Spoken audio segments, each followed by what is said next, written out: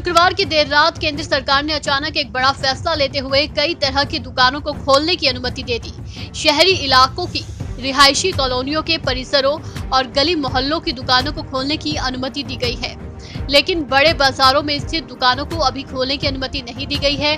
हालांकि ग्रामीण क्षेत्रों में शॉपिंग मॉल को छोड़कर सभी दुकानों को खोलने की अनुमति दी गई है।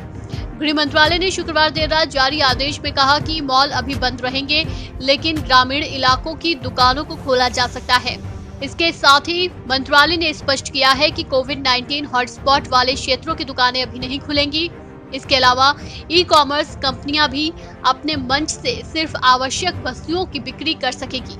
केंद्र सरकार द्वारा अचानक आए इस फैसले से लोगों में खुशी तो है, पर हैरानी भी। लोग जानना चाह रहे हैं कि सरकार ने अचानक ये ऐलान क्यों किया, जबकि अभी 20 अप्रैल को ही सरकार ने एक एडवाइजरी के तहत आवश्यक सेवाओं से जुड़ी दुकानों को खोलने की अनुमति दी थी। दरअसल इसके पीछे जो सबसे बड़ा कारण बताया जा रहा है वो है देश और राज्यों की राजस्व के तमाम स्रोतों का बंद होना, जिससे कई राज्य सरकारों को जरूरी खर्च के लिए भी पैसे का अभाव होने की आशंका बन रही है। इसको लेकर तमाम राज्य सरकार केंद्र पर दबाव बढ़ा रही थी, जिसमें खासकर गैर बीजेपी शासित राज्य शामिल हैं। खासकर पंजाब के मुख्यमंत्री कैप्टन अमरिंदर सिंह तो शराब की दुकानें खोलने की इजाजत नहीं मिलने पर केंद्र से खासे नाराज दिखे। उनका कहना था कि ना तो केंद्र सरकार जीएसटी का पैसा दे रही है और ना ही हमें खुद के राजस्व के स्रोत को खोलने की इजाजत दे रही है, जिससे राज्य की वित्तीय हालत खराब हो रही है।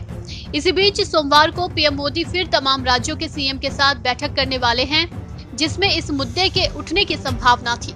इसके अलावा 23 अप्रैल को कांग्रेस अध्यक्ष सोनिया गांधी ने भी लॉकडाउन में चरणबद्ध तरीके से छूट देने की मांग की थी। वहीं जानकारों की माने तो सरकार के सामने देश के सप्लाई चेन को भी बनाए रखने की चुनौती थी, क्योंकि लंबे समय तक सप्लाई चेन को खत्म करना देश की अर्थव्यवस्था के लिए घातक साबित हो सकता है। इसलिए सरकार सेवा क्षेत्र को छोड़कर वस्तुओं की बिक्री को कई चरणों में पूरी तरह शुरू करने की तरफ बढ़ रही है। इस खबर में फिलहाल इतना ही।